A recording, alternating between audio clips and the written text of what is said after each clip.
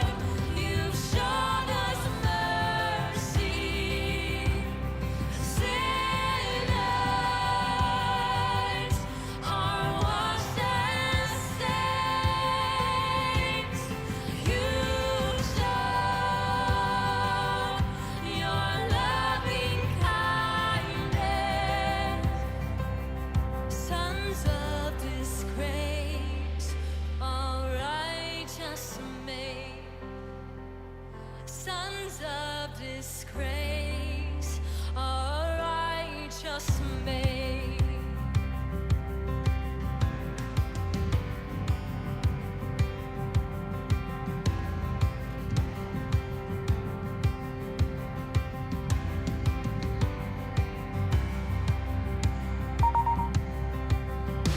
We fix our eyes on you, our prize.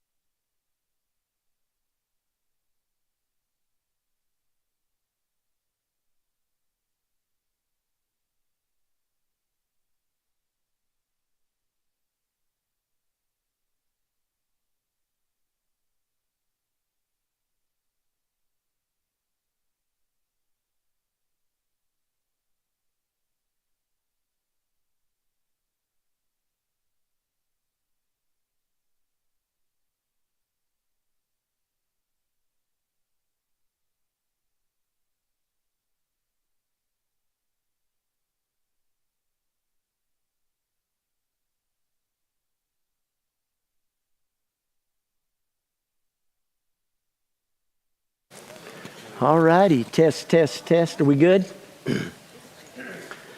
All righty, guys, welcome. It's good to be back tonight.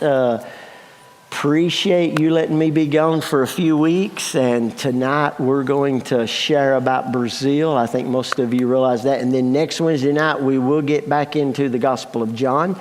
I believe we're going to be in the 11th chapter of the Gospel of John. Y'all didn't even remember, right? We're studying John. It's been a while. But we'll be back on track next Wednesday. But tonight we're going to share about our trip to Brazil, and appreciate some of our small groups coming out tonight and listening and being with us. And before we even begin, I just can't thank y'all enough for just the opportunity you give me to get to go and spend time with those people in Brazil. Just love them with all of my heart, and just thank you. Could have never dreamed when we started going to Brazil in the mid-1990s on a mission trip, that God would open up a door for us to actually have a full-time ministry there on the bank of the Amazon River called Hardin, Brazil. And we actually, I think most of all you realize this, that our church supports 4 Brazilian couples who serve us as full-time missionaries. So while we're here, they're running the river for us, and Hardin is covering all of their expenses and their salaries. And so just thank you for the opportunity that you invest in there on the bank of the Amazon River, and it just blesses my heart to get to go and do. So here's what we're going to do tonight. This is going to be a little different because this was the first time that I got to actually go to the Amazon River and not teach. I did get to preach some, but the primary purpose of this trip was just to go visit our pastors. We've got about 45 pastors, okay?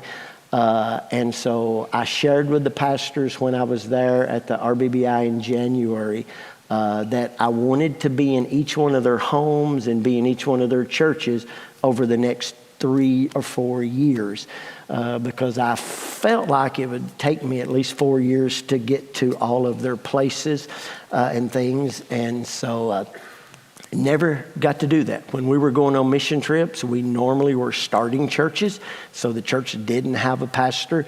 And then as I've been teaching the Riverbank Bible Institute since 2010, we bring all of the pastors to Parent-Chenes. There's been a couple of times that I've went and preached in some special occasions for a few of the pastors, and I'm going to do that when I go back in January again this year. Anniversaries of churches and dedication of church buildings are really, really big in Brazil. And so when I get to go back in January, I'll be going to Obidos and I'll be sharing in with those dedications. So this was the first time that I actually just got to travel the river and visit pastors in their homes, and then get to go see their church facilities and meet a few of their church members. And not bragging at all, but guys, listen, I could carry on a fairly decent conversation in Portuguese with them.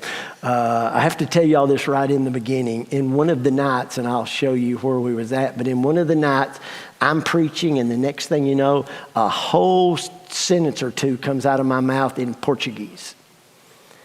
And then I stopped for my translator to translate it. He looked at me and said, "You said that in Portuguese."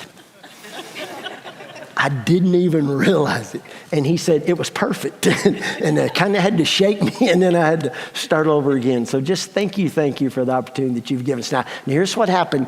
We have 4 missionaries. The one in front that's taking the selfie here, this is Wallace. So I want y'all to see these faces. I want you to hear these names, because we're going to continue to pray for them, and we're going to pray for them even more fervently, okay? And then to the left, if we start to the left, okay, that's Pastor Pedro, the cat with the long ears on the side of it. Then the one next to him is Pastor Esbagito. Now, these 2 guys are Brazilian pastors who now work for us as missionaries. We had been supporting Pastor Pedro for the last 3 or 4 years and things. And so these 2 guys are pastors. They speak no English, so they just speak Portuguese. Wallace is literally a professional translator. I want y'all to know that when the Brazilian president came last year to Manaus, where Wallace lives, he was asked to be his translator. He is that good. He is just an amazing translator.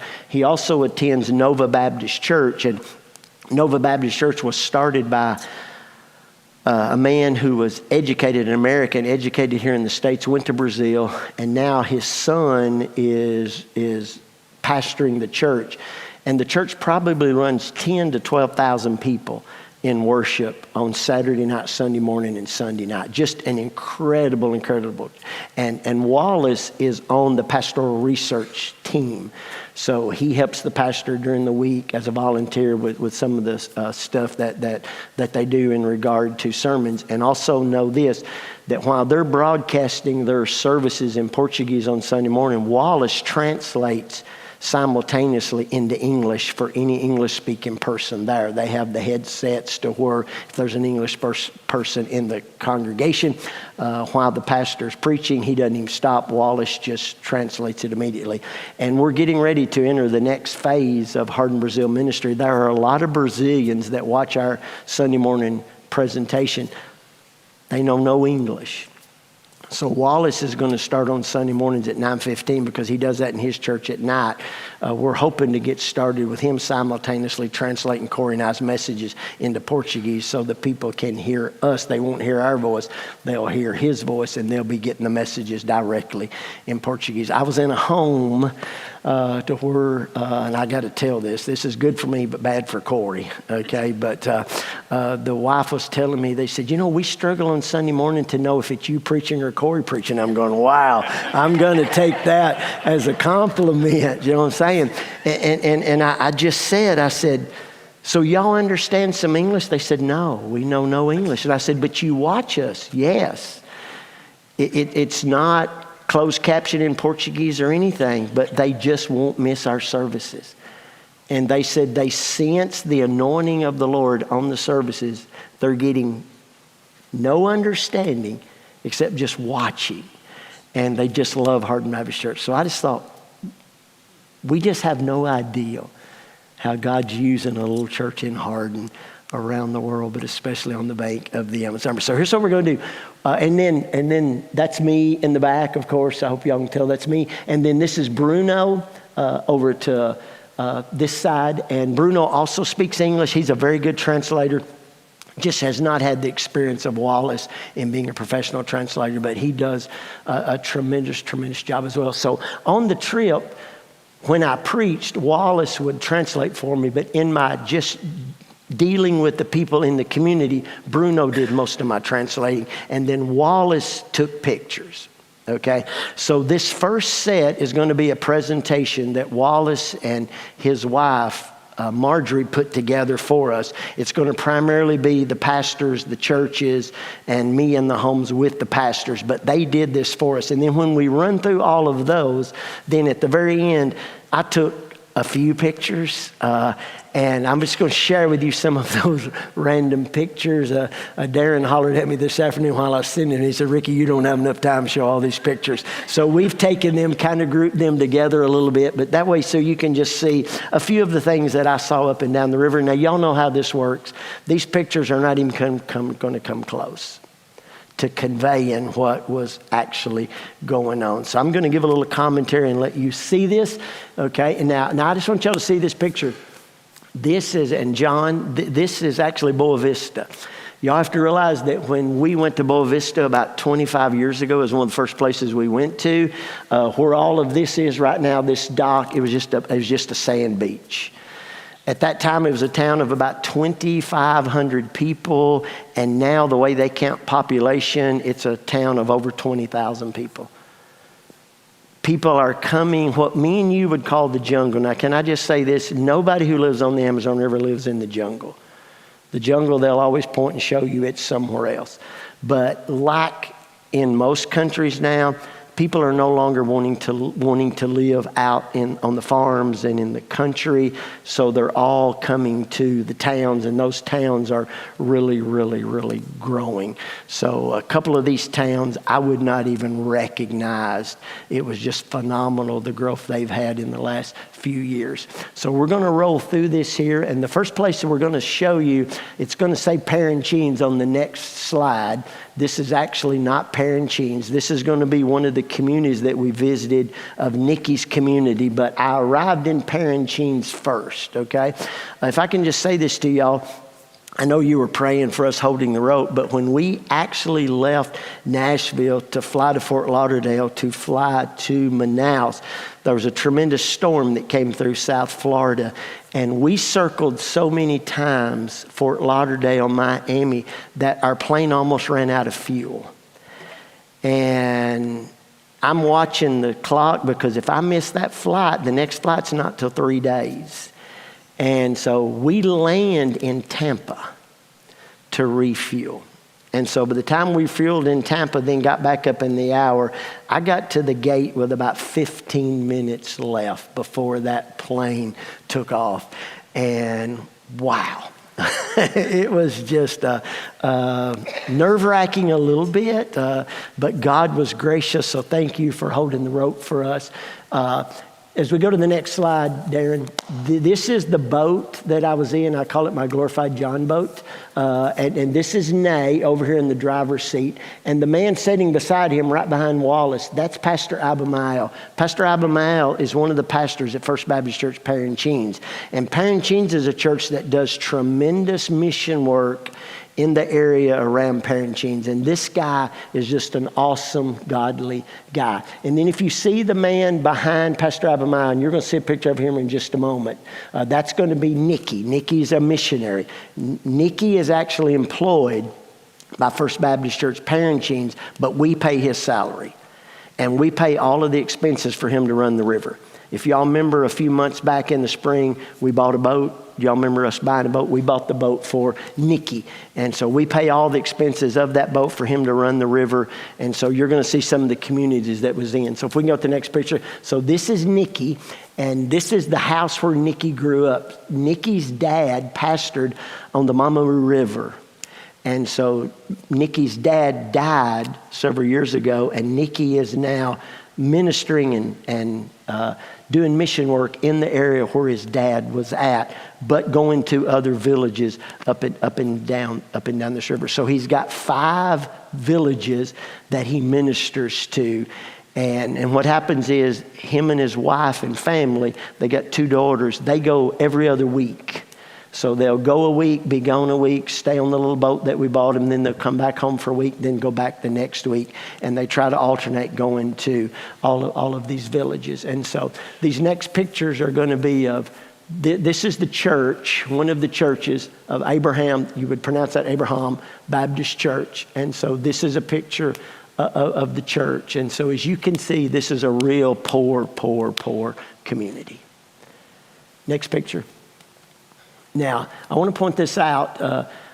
You see the left picture, the guy with no shirt. That's the guy that we first took the shirt of. I don't think we're going to have the picture up here, but This man has a pile of lumber beside his house. Okay? 2x8s, about 16 foot long. Precise 2x8s, cut with a chainsaw. Whole pile. I went and got 2 different interpreters to say, and then I got to looking, and all of you've cut with a chainsaw before. You know how you can tell a chainsaw cut. It had the chainsaw marking, but I promise you, there was not one place where it was a 1/16 of an inch out of perfection. Just absolutely blew my mind. I've seen it through the years, and this is the man, the little man there without a shirt, is the man that done it. It was just absolutely phenomenal. Now you can see his home here. He's got thatch, but then he's got a tarp over his roof. You know what I'm saying? And the thatch lasts about 4 to 5 years, they told me. And then normally before they rethatch it, they go with a tarp for 2 or 3 years. Just trying to make their resources grow. Next picture. Okay, now, I'm going to show you a little bit later, but before we come back here, we was up in Nikki's Villages. Now we're coming back to Parancines. This is going to be Mount Sinai Baptist Church, but I got to tell you all this story. So I'm going through the community. I'm meeting people. They're talking about Nikki. And then all of a sudden, this lady says, you got to come to my house.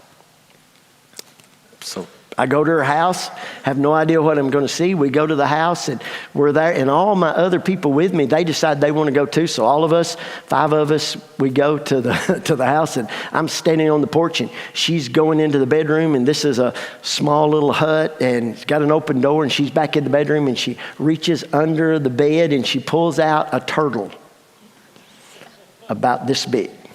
Okay, now we're going to have a picture of me holding the turtle a little bit later on. So she's holding this turtle, and I'm thinking, wow, I've never seen anybody with a pet turtle.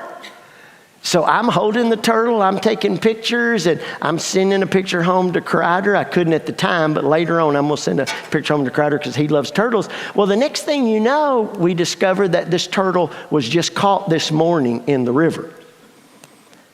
And that this family catches turtles, and then they sell turtles to people to eat.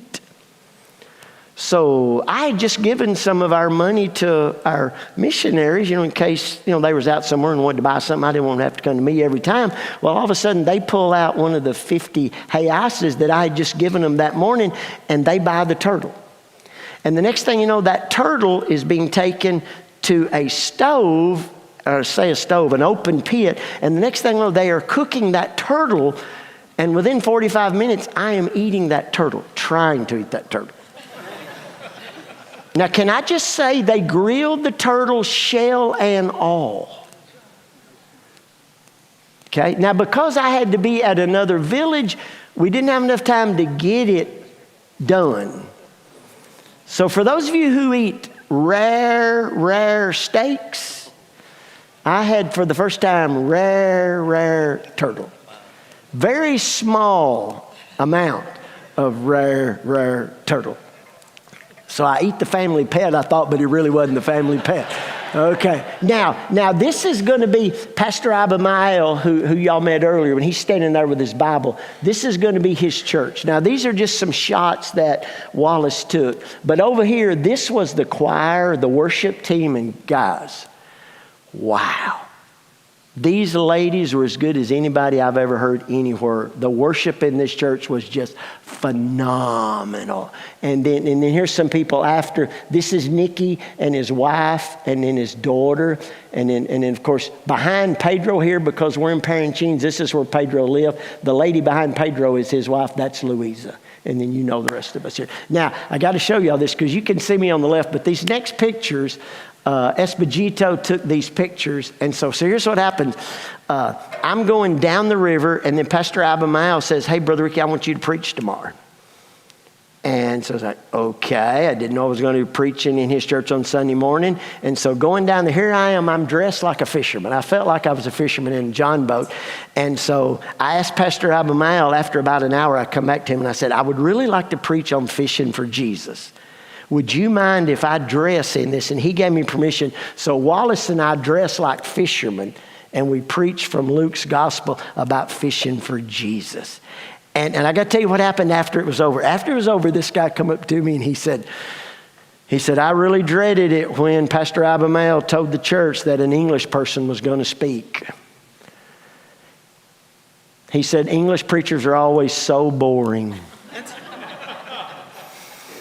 He said, I could listen to you all day. So I took that as a compliment, you know what I'm saying? So anyway, so hopefully Brother Ricky moved the needle a little bit for us English-speaking preachers, okay? I think the next one is going to be, again, too, of me just getting to preach. But what an honor it was to get to preach in Pastor Abimael's church. Now, if y'all remember, when Kiki went on the exploratory medical mission trip a year ago, I come back and told you that we was in this Catholic communities, but I had told you everybody I met there knew salvation by grace through faith.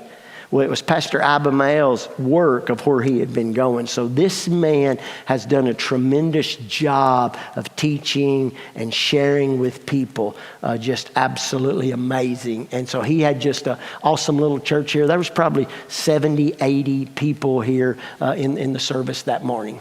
Next picture. Now this is Pastor Edgy Nelson and his wife. This picture is actually out of order.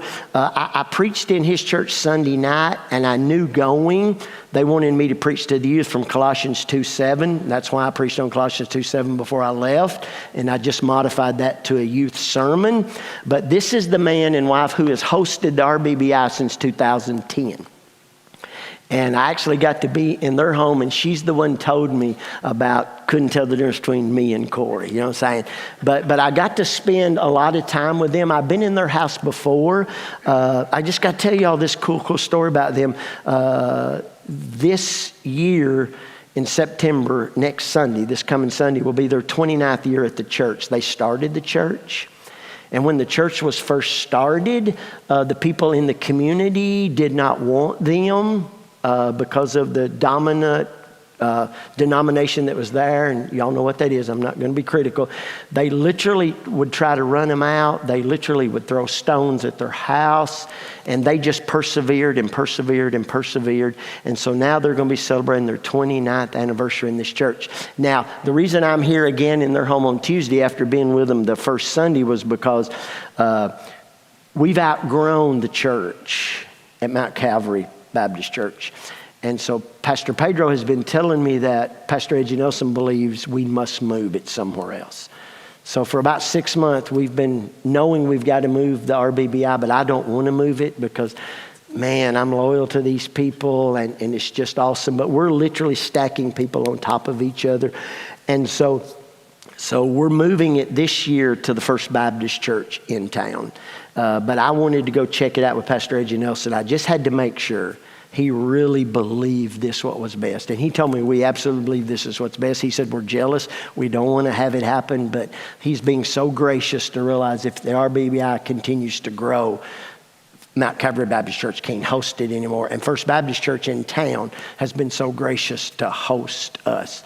And so next year when I go in January, we'll be teaching at the First Baptist Church rather than Mount Calvary. But I want y'all to see those faces, pray for this man and this lady because they are just awesome, awesome, awesome people. This man honored me a few years back.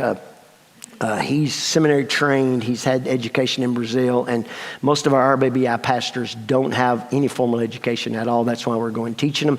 And about the third year I was there, he stood up and he told all the pastors here, he said, guys, I've graduated from seminary, I've got my degrees, but he said, never have I heard teaching like what you're getting to hear. So this man just is influential into them opening up and accepting me as their teacher preacher. So I just love this man with all of my heart, just a humble man. And every Sunday night when we have the RBBI, he lets me teach and preach in his church in the night service. And it's just such an honor. And so when he heard I was coming, I got to preach, 62-year-old man got to preach on youth night in their church. And just, it was full. It was the first time I've preached in their church without all the pastors being there too. And the church was full. It was just phenomenal. They had, I got to tell you all this. Y'all know they don't pronounce the R in Portuguese. It's an H sound. So I'm Pastor Hickey. So they had this special shirt made of the theme, and they wanted me to wear one. Now you have to understand, if y'all see the pictures, Brother Ricky's one of the tallest guys in Brazil on the Amazon River when I'm there. And so they had me this shirt, and I had to squeeze into this shirt. So it was a good thing I had lost a little weight before I went, but they said, you got to wear this shirt. So get this. On the back of it, it didn't say Pastor Hickey. It said Hick. So I went from Pastor Hickey to Hick, and I said, hey, I'm right at home. I'm a redneck. You're calling me a Hick. I had it made. So it was glorious. All right, next picture. Okay, this is Boa Vista de Hamas. And when we first went to Brazil, because of having to withdraw from the Blood River Baptist Association, we went to a place called Barreirinha. You're going to see Barreirinha in just a moment. But we also stopped at Boa Vista. And the first night, John Shannon, y'all were there, we stopped in that little park and got to preach in the park in front of the Catholic Church. And so we now have 4 pastors from this community. And so I think we're going to see a picture here of the, this is 2 of the pastors. That's Ronaldo and Pastor Lau on the right and left of me. There's 2 other pastors. These 2 guys met us on the dock. Now, all of the villages and communities know how big they are. This is a new thing on the bank of the Amazon River. They all say, I love, and that's Boa Vista, or it'll say, I love Barreirinha, or I love Parintins, or I love Freguesia. That's something that the government has given them money for. You know what I'm saying? You realize this is a socialist country. They depend on government assistance. It's right opposite. Here, our big cities lean a certain way, and our country people lean. In Brazil, it's right opposite. The big cities are more conservative, and when you come to the rural parts of the Amazon River, they're more heavily into the government assistance and things. It's just how they live. And so these are the things that the government is doing for them. Now here is the First Baptist Church, and that's what that means. It's Primary Igreja Baptista, so that's First Baptist Church when you see PIB, and this is Boa Vista Church. I'll never forget, John, y'all were with us on one of those early mission trips, but we stopped here one night, went to this little church. It was about a third of this size. And we prayed over this congregation with nobody there. God, open the eyes. You know how we sing, open the eyes of my heart? We sung, open the eyes of their hearts.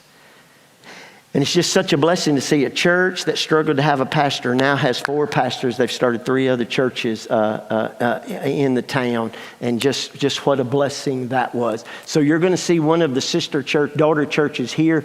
This is Pastor Jackson's church. And so this is a congregation of that church. Beautiful, beautiful building. Next picture. Here's me meeting with the church leaders. 4 of these guys are pastors, and then there's another guy there that's just one of their main leaders. And I got to tell y'all, in all of these meetings with the pastors, which was the primary reason we was going, every one of them said nobody's doing what Hardin Brazil's doing. Nobody is training the church on how to train their leaders. And this just dawned on me. I didn't put it together till this trip.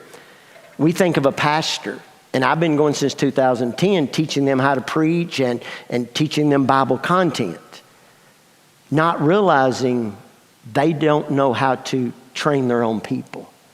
And so each one of our 4 missionaries are skilled in a different area. So when we go into those churches with our training, we teach them how to do preschool children's ministry. We teach them how to do youth ministry. We teach them how to do adult ministry. And then Bruno focuses on worship. And then we also focus on pastoral care. Okay? And then we're adding couples because there's a couple of the communities that want us to teach how to strengthen marriages. And something that we take for granted here, that they're struggling with. And they were so thankful every place I went of saying, Brother Ricky, everybody wants to build us a building. Everybody wants to buy us a boat. That's not what we need. Now, I had a couple of guys that still wanted those things too. But the majority just said, thank you, thank you, thank you. And according to them and according to our translators, no one else is doing what we're doing on the bank of the Amazon River. And that's focusing on training the churches and their church leadership. So these people were so appreciative. Now, I did not know this, but Boa Vista is evidently world famous for their honey. And so that little thing they give me a little thing of honey that's got a little plaque on it talking about Boa Vista honey. And praise the Lord, it was under the milliliters, so I did get it home in America. So I've actually got this at home. So this is some of the people they fed me. Now here's Bajarina. This is the first town we went to. Brother Walker had shared with me, who was a Southern Baptist missionary there, started the Amor organization, him and his family, that Bajarina, he hadn't been there in 25 years. It was supposed to be a town of 500 people, and we were so excited to go to a town of 500 people, and we pulled up, and it was a city of 5,000 people, and we were so disappointed. God. Left Hardin, Kentucky, and went to a town of 5,000 people on the bank of the Amazon River. This city now, it's going to blow your mind what I'm going to show you at the end of the presentation. It's just absolutely going to blow your mind. But we started this church in hopes of getting to have this church train young men to go out in other parts of the Amazon River. That was our original goal. So we went back a lot of years. We built this building. We built a pastor's house. We put in a playground equipment. We did everything that we could possibly do. Now, that's not happened. But isn't it kind of ironic that the pastor of the church who went on that first trip now, since 2010, has been training churches and pastors who are going out all over the Amazon River. So that original vision we had, we didn't get to do it exactly through this church. Now, while I was there, next slide, the pastor was not there. They've got a new pastor, and this is his wife. And so we were about 2 hours late getting back here. Knew we wasn't going to get to meet him. Had no idea she was going to be there. She waited, knowing we might show up. And so I got to spend some time with her, got to tell her the story. They had wondered about the history of how this church got started. And so we had a wonderful time. And best I can tell, her husband and her really solid, really educated. I really believe God's going to move and put this church again on a solid foundation. But all of our people, we built this church for them. And the mules right back there, when we were pouring the concrete, Lindo had the little wheelbarrow, and he'd just say, load the mule. And we'd say, Lindo, and he'd say, load the mule. So all of that concrete, everything done on this building, Hardin Baptist Church built. You know what I'm saying?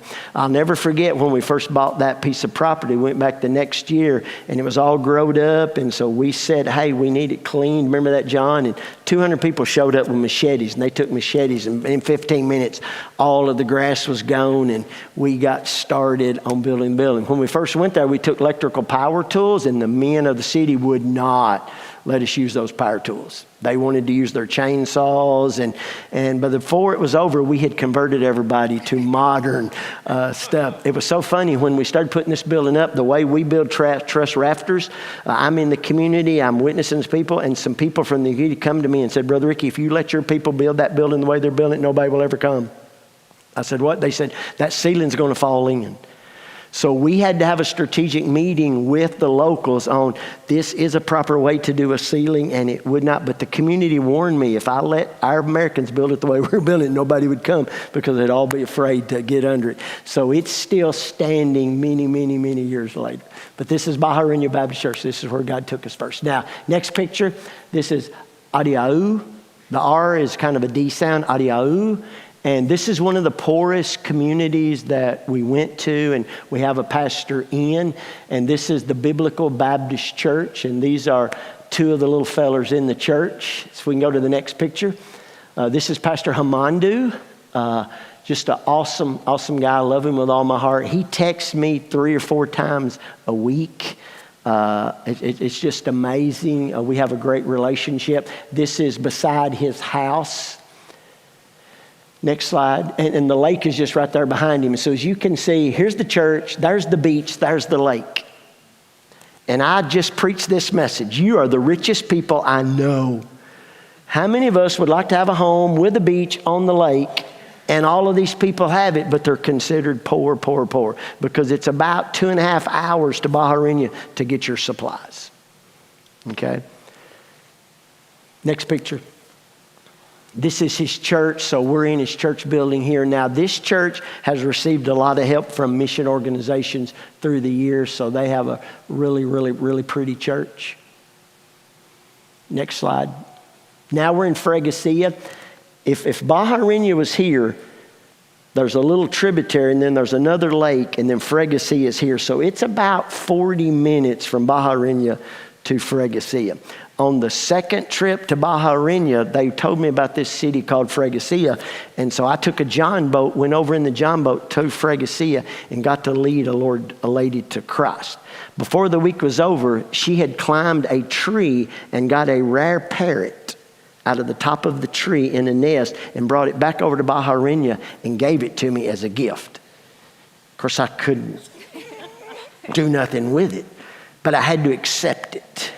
And then I had to give it to somebody there in Bajarina. But now Pastor Magno is our pastor there. And this is his house, and this is kind of the kitchen area. It's open. He gave us the history here for about 45 minutes, and this is his wife right across from him. And then in the background are a couple of the members of the church. Next slide. And here's the church. This is the old church.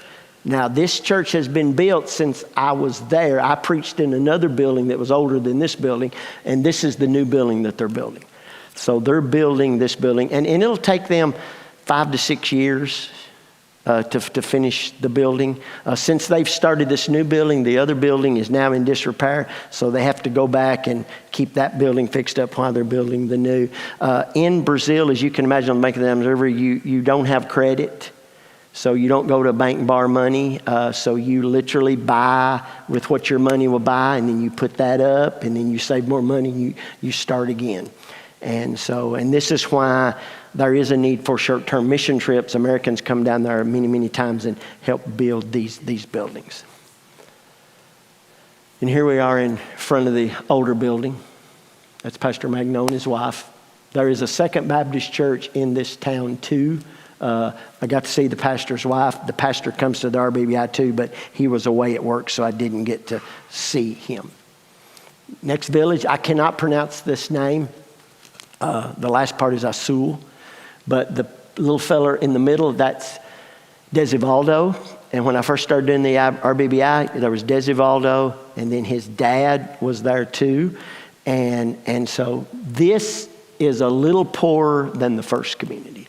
Now, the guy you're going to see on the right in the hat, blue shirt, the second guy beside him is our missionary Esposito. Pastor Aloisio discipled Pastor Esposito. The guy in the middle who's pastor in this church, Pastor Aloisio led him to the Lord and discipled him. The story I tell y'all when I first went to Brazil and I was teaching 1 Peter, because that's what Boyd wanted me to teach. It was his favorite book. Y'all know what the second verse teaches. Elect according to the foreknowledge of God. We spent 3 days on election. They had never heard. It just blew their minds. And Pastor Aloisio, I don't know, there's about 30 of us there, probably 28 to 30. And you had pastors, but they would bring a leader with them. And every time I'd teach something, I started noticing everybody turning, and they'd all turn to Aloisio. And Aloisio would go. And when he went, everybody was calm. If that man had ever went like this, I'd have been in trouble. Okay? But out of that first 20-something people, I guarantee you 10 or 11 of the pastors that was there was men that he personally led the Lord, discipled them. And here's what him and his wife would do. They'd go into a village. They would start a church. He would preach there. Someone would be led to the Lord. And let's say it was a Ron. Ron gets led to the Lord. He teaches Ron how to preach. God calls Ron to preach. When he was able to preach and pastor the church, then he moved to another village. And he's just discipled a lot of these guys. And so this guy is just precious. I'm going to show y'all his cattle if I have enough time. But this is the guy who, remember when I came back, I told y'all the man who said he farmed, but he couldn't say anything because you couldn't do that in Brazil. You were looked down upon if you did anything else. And because Brother Ricky happened to be a farming preacher, all of a sudden it's acceptable to do. And he now has a 70 herd of cattle, and I got to go on his farm and see his cows, and it was awesome. But I love this man, Pastor Aloisio, with all of my heart. So this is Desivaldo and his wife were in his church. We bought drums for him about 5 or 6 years ago. just love him with all my heart. Next picture. This is Desivaldo. You see the envelope? He gave me an invitation to come back in June to preach at the birthday of their church. So I had to explain to him, probably can't do that, but this was one of the ways that they honor me. And this is his house on the right. And here's the new church they're building. They've been working on that about 3 years. Now, I want y'all to see where we're standing right here. In 2016, 17, somewhere in that neighborhood, we went on a mission trip to Fleshall, and where we're standing right here was just this little bitty tiny church. And you see that building behind it. Hardin Baptist built that building for them. That was a Sunday school addition to the church building. Okay? Now, at this time, if you went from the city of Fleshall to Kudual, which I'm going to show you in a minute, which is Pastor Aloysio's town, you went 4 or 5 miles, there was nothing on that road between the lake and his home. And he tried to get me to buy property there and own a farm and leave Hardin and move there and pastor with him. Now, I didn't do it. We went down this road. There was not a spot that didn't have a home on it. I would not have recognized this community. It was amazing. Now, I want to show y'all something. You see what we built them 7, 8 years ago. Now I want you to see what they built for themselves.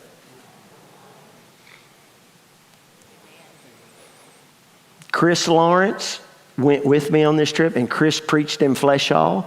So God is really blessing his preaching, because I'm telling you, a church is now stable here. They have a pastor. Now the pastor's leaving to go to another church, and they're seeking a new pastor, but just an awesome. And again, the man in the middle, Pastor Aloysio, he's discipled the guy who's there. And so this is about the distance from Hardin to Benton, between Fleshall, where we're going to go to next, to Kudual. Let's go and pass this picture. Okay. This is Kudual. Now here we're on his farm. We're about an hour by motorcycle, hour by truck. It's gravel road the whole way there. And he had me in on his farm. And here's his cattle. They're Lori cattle. A nice looking herd for, I'm not being prejudiced, but for Brazilian cattle. Now, can I just say, and I want to be careful how I say this, when you go to Brazil, you eat the fish and the chicken. If you're used to Angus beef, the Lori cattle, it's just grass-fed, it's skin and bones, it's just different. But for Lori cattle, this is a really, really neat situation. I got to tell you all this story. These are his wife's cows. Her dad had 3 sons and 1 daughter. And in that culture, when she was being raised, you didn't give daughters anything, just sons. So he would not give her no cattle. He'd give all the cattle to the sons. And she threw a fit on him one day and said, I want a calf. So she gave him a calf. And then they made this deal. He would give her a calf, but in giving the calf, he got to keep the male calves and she could only keep the female calves. So she just prayed before the Lord, and every calf was a female. And she built her herd from that female. And these cows come from her daddy's cows. You know what I'm saying? So, and they've been here about 20 years in Kudual. Okay, next pictures. Now this is Cowboy. Cowboy, his name's Alcine, and he's been to the RBBI twice. Awesome guy, professional cowboy. Qualified for the PBR in America because of his commitment to his wife, his kids. He gave his slot up for another Brazilian to come, and I can't forget it, remember his name, but one of the Brazilian cowboys, if any of you watch the PBR, one of those Brazilian cowboys is the guy who got his slot and is his best friend. And he's one of the national world ranked cowboys. And this guy is just phenomenal. So I'm on his farm, and he's showing me his animals. Next picture. And here we're at Pastor Aloysio's, back at Pastor Aloysio's farm, and they're cooking, of course, over the fire, and we've got beef and we've got chicken, and they're doing the rice over here. And just to show y'all, of course, y'all know maracuja is my favorite drink. There was not a home or a church or a community that I went in that they didn't bring me maracuja.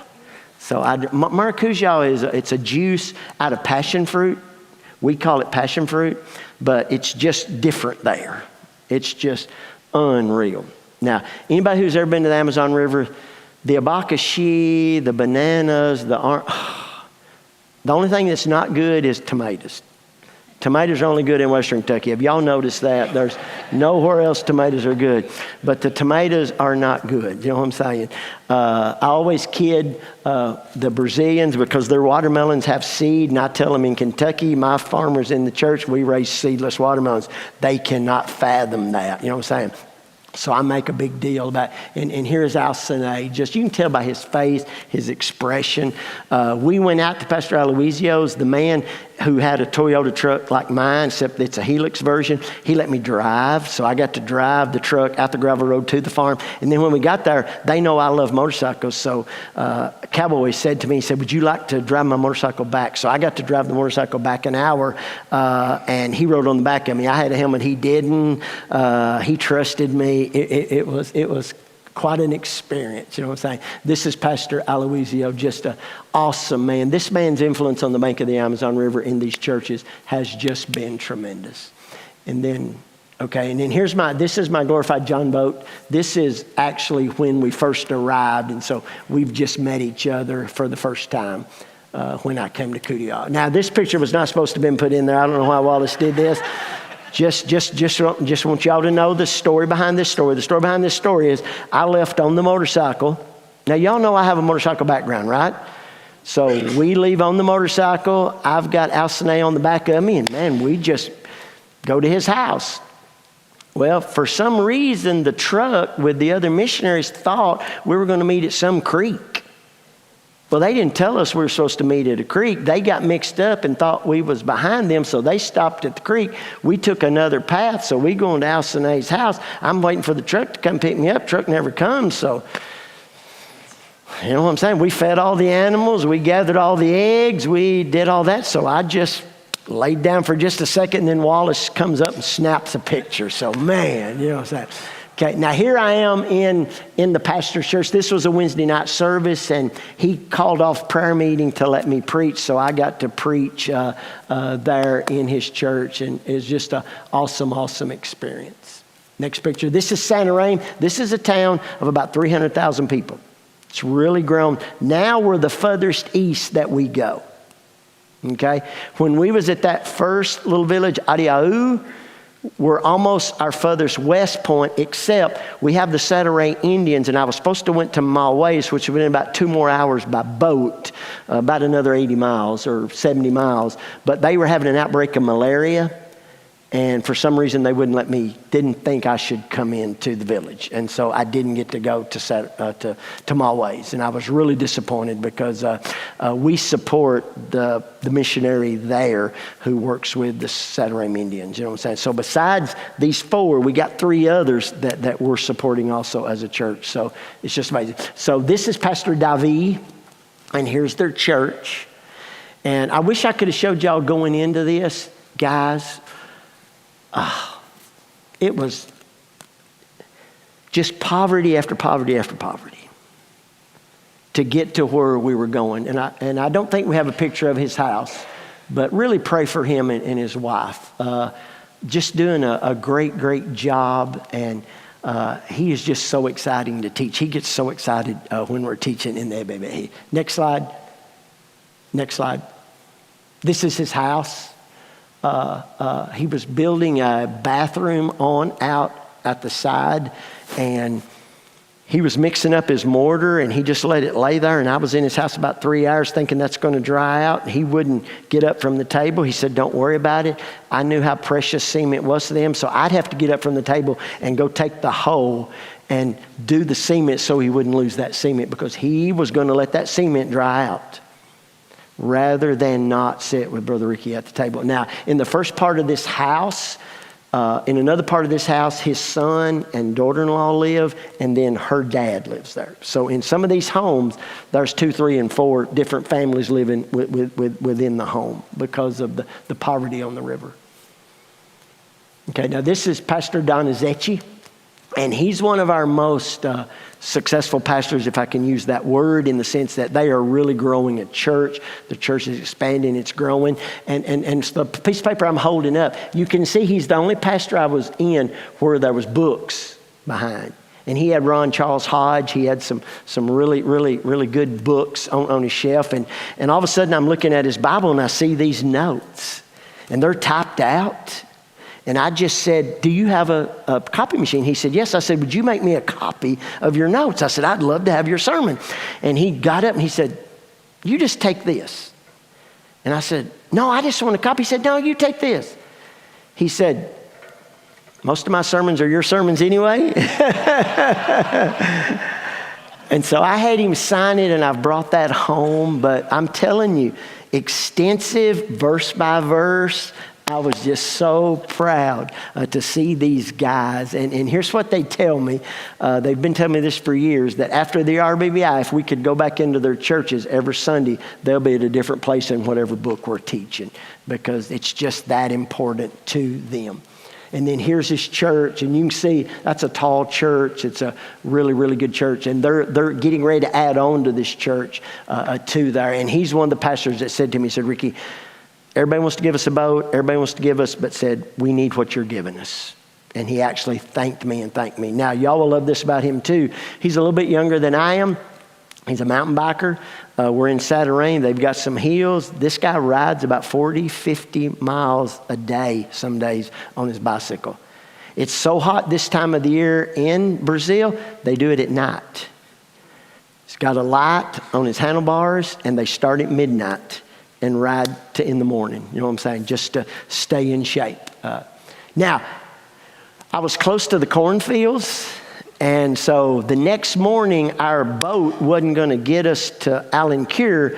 It wasn't going to leave to 12. And so I talked my translator. You got to realize these are city dudes. These are guys from Manaus. But I just pulled a little prank, reminded them who I am. I'm the boss, you know what I'm saying? And so we got up really early, and we drove out of town to the cornfields. And so I got to actually, now they really struggled with me picking an ear because they thought I was stealing. I'm talking about my missionaries, and they couldn't figure that out. And I said, Darren, you'll agree with this, right? I said, when you're visiting another man's farm, the highest compliment you can give him is to pick the best ear in his field and show everybody what a great farmer he is. And so that's what I did. And we've got some pictures here in just a moment of the other. Now, so we leave Saturday after visiting those two pastors, and we get in a speedboat, a launch boat. And you have to understand, the launch boats hold from 40 to 100 people, and they're just like a miniature airplane. They've got airplane seats. This boat that I took had Wi-Fi. And it had a place where I could plug in my iPad and charge it while I'm studying. So while I was on these boats, we got on top of those waves, and it was just glorious. I'm thinking, I don't even have Wi-Fi in Dexter. And I've got it in a boat on the bank of the Amazon River. But as you can see, they're having this festival they call August of God. And because I was coming, they invited me to be the speaker. And so they're preaching on Revelation 3:20, repent, Jesus is coming back. And so on Saturday night and Sunday night, I got to preach, and my little picture was all over the community. You know what I'm saying? So it was kind of neat. And so here we are. We're at the port. We've got this open venue. And on Saturday night and Sunday night, I preached. And it was really ironic because this pastor doesn't come as often. He's just kind of a new pastor. So he hadn't heard me teach on the book of Revelation. So you got to understand, we're teaching repent for Jesus is coming. And we're using Revelation 3:20. And I'm thinking, I can't do that. They're wanting an evangelistic sermon. And Revelation 3:20 is not Jesus knocking on the heart door of a sinner. It's him knocking on the door of the church. I really prayed over it, and taught what I believe, knowing it was contradicting what the community was doing. And I want y'all to know, those people thank me for teaching that the right way. And so God was just so gracious. Next picture. This is just our team. That's the pastor, Evanaldo, on the left. And then this is one of his church leaders on the right. Next pictures. Now, this is me back in Jericho. We went to Jericho in June on a mission trip, and I'm in our Assembly of God pastor. We have one Assembly of God, awesome guy. Comes, sits by himself, studies with me, faithful guy. So I get to go to his church. They are building an awesome, awesome church. The Assemblies of God are really big in Brazil. And there's another church called the Paz Church that's really, really big on the bank of the Amazon River. And then here's me having lunch with the pastors. Because we were coming back to Jericho, we've got 5 guys in this city, and I only have 1 day to go. So what we did was we just invited, because we didn't get there till about 10:30, so we invited all of the pastors to come and meet us for lunch. And then I had lunch for about 2 hours with these 5 pastors. And then after it was over, I went to each one of their churches, and they got to show me their churches. Now, I got to tell you all this because it was cool. When I left Allen Cure, you could actually travel by truck. So it's going to cost us about $80 to take a truck ride 100 miles from Allen Cure to Jericho. Gravel road. 100 miles. Now, go to Land Between the Lakes and find me the roughest gravel road you can find. Oh, and that's like a 4-lane highway compared to this. That guy's truck, I have no idea how we did it. Now, I got to tell you all this. We have to leave at 3:30 in the morning because it took us 3.5 hours to go 100 miles. But we got to be at Obados to catch the boat to go to Jericho. But now we're going to be on one of those speedboats. So we leave at 3:30 in the morning. All of us guys were in a different time zone, so it's not going to get light till about 7 o'clock. So we're in this truck. It's about 5:30 in the morning, and somebody's got to use the bathroom. I hope this is not appropriate to tell. So we all get out. We spread out. We're out here. There's no lights. There's nothing. We're all using the bathroom. And then we get back in, and the pastor said, "Wow, I'm so thankful." We said, "What?" He said, "I'm so thankful. This is normally where the Jaguars come through about this time in the morning." And we're all like, "Whoa!" So can I just say we held it the rest of the way and did not say a word, man. But they told me if I would come back in this area that I can see jaguar in this region. But we were just there too early in the morning to actually get to see them. Yeah. Hey, can we go back to that back picture? Can we go back? Is it possible? The man in the white, he's one of our pastors. The man directly behind him is one of our pastors. The next guy's a pastor. And then the guy behind my back, that's the pastor of the Assembly of God Church. And then skip the next man, and the man in the black shirt he's a pastor. So those are the 5 pastors. And then all of these other men that are in the picture, these other 3 men, they come to the RBBI because they're the key leaders in the church. And as you can see, these 2 guys are brothers.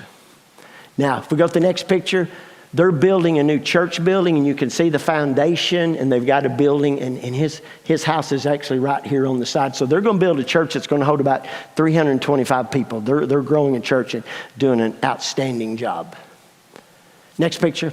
And this is another one of our churches. This church actually, when we went on the mission trip in the summer, they have another church on the lake, but everybody is leaving the country coming into the city, so they've built this church in town, and once a month they all go back to the lake and have a service there. It's about 45 minutes by vehicle, and have a service there, but then the other 3 Sundays they have the church service here.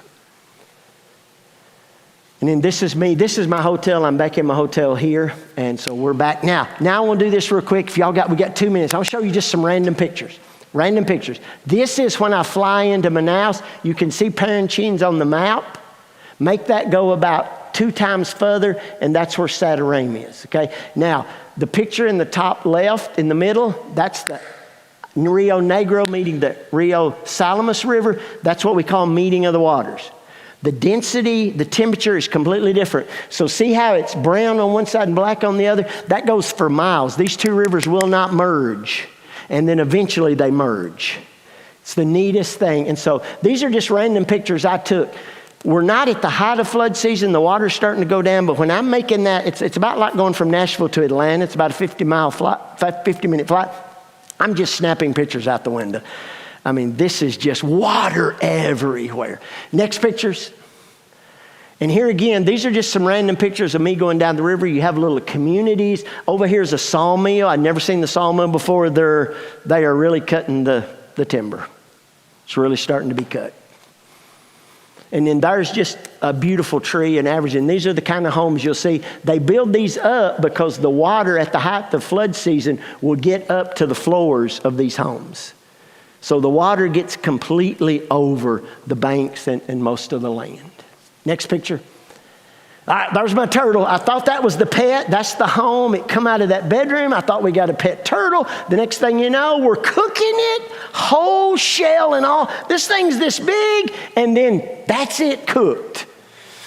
Now you have to understand you can't offend people, so I had to.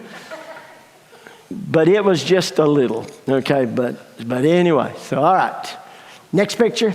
All right, now, up here to the top, this is Santarém. There was a big Ford dealership, big international dealership, big New Holland dealership, corn headers, as big as we've got here in America, just absolutely mind-blowing. Now, this is back in Freguesia, and this is what the government has. So they have this tractor with the big disc on the back of it to do some of their work in the town. There's a massive Ferguson, as you can tell. Now, you see these trucks?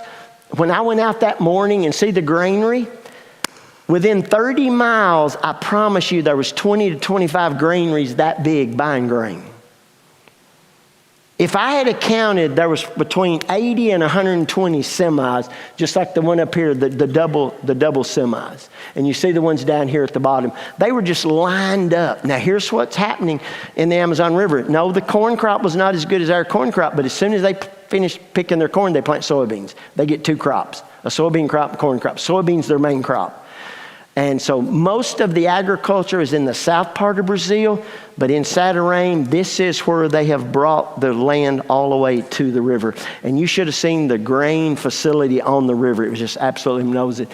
Cargo ships from China come to Santarém and load soybeans and corn to go back to China. Next picture. These are just different type boats. You see the boat at the top, we got stopped in the middle of the river, and we're talking about real guns. And then this boat in the middle on the left, that's full of cows. And then you see the boat on the bottom here, that's what I'm calling the speedboat. That's the kind of boat I was in, had Wi-Fi and all of that. Really, really nice. $20 to go 3 hours. Just phenomenal, you know what I'm saying? And then there you see them load the cargo ships in the back. And then my tail dragger is my favorite boat. The little guy, he's fishing, got his net out there, and he's catching fish. If he catches fish, he eats. If he don't catch fish, he don't eat. That was in one of the poor parts of the river. Next picture, quickly. And you see here, this guy had 32 mature bulls on this boat to the right. And then you see the cow tied, and then see the cow pulling the carts. Next picture. I'm drinking coconut, and then here's my favorite thing. I got a piece of chicken, I've got my rice, but I've got fajinha over my rice, and then beside it, I've got my fajifa, so I put my fajifa on with my fajinha, and it's just amazing. And then down here at the bottom, y'all know this is a cashew. And then there's the second turtle. They decided I had to eat turtle on Sunday again, so they cooked this turtle. I didn't really eat it. And then over here, now I got to tell y'all this. I'm in a third world country. Y'all see my mug up there at the top, and you see my picture? They give me this present, and it's just a black mug. And I'm trying to be nice. Wow, this is really, really nice. And they said, no, Brother Kid, we've got a presentation.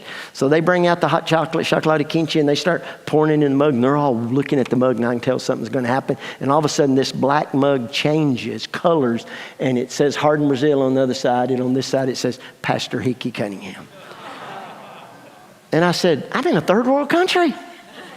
I don't know if we have that in Murray, do we? No, we don't in Hardin, you know what I'm saying? And then here's the fish. So as y'all can see, I eat really, really well. Now, I want y'all to see this next picture. That is bahainha. I'm going down the river in that first village we go to. There was a city of 5,000 people. And all of a sudden I see this 5-story building. A 35-year-old businessman has built this in the city. Don't you see the inside of it? John, that's Bahrain. Just absolutely amazing. Hey, it's 7:19. If you got kids, you got to go pick them up, okay? Wow. Thank y'all for the opportunity to share with y'all. Thank you for your prayer support. Thank you for holding the rope of prayer for all of our missionaries in Brazil. And I'm just so excited about what God's going to be doing. Be praying for January, because in January, we are going to teach the book of Romans again, because we've got so many new ones. And I want y'all to pray for this. We are trying to get all 91 of our sermons printed in a hardback book. It'll be 5 volumes, so that all of our pastors have a copy. We will not be able to give it to every student, because the cost is probably going to be quite a bit. But we just want those pastors to have a copy that will shape them forever. So when I get the price, just know Brother Ricky's going to be saying, hey, would you help put a copy of Romans in each of these pastors' belonging? And so pray for that. I talked with a printer today in Brazil. We're doing it in Brazil, hopefully. And so just be praying about that God make this be affordable, so that we can do this for our pastors. Because we want to start doing that for them, is getting our sermons and our teachings in books for them, so that they can have them as references. God bless y'all. Thank you.